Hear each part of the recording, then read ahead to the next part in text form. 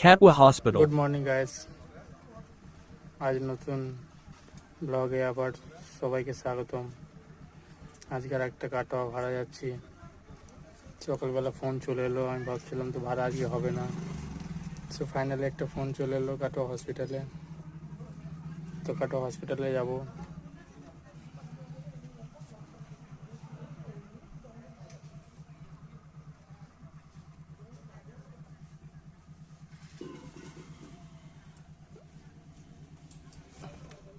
গাড়িটা পরিষ্কার করে রেখে দিয়েছি, পুরো ক্লিন করলাম। ধূপটাও আছে এখানে, একটা সেন্ট দেবে, গোদরেজ এয়ার পকেট।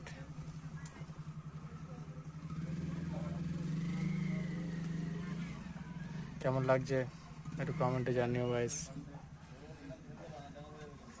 এখন ঝাড়ডাঙ্গা ঘাটে দাঁড়িয়ে আছি।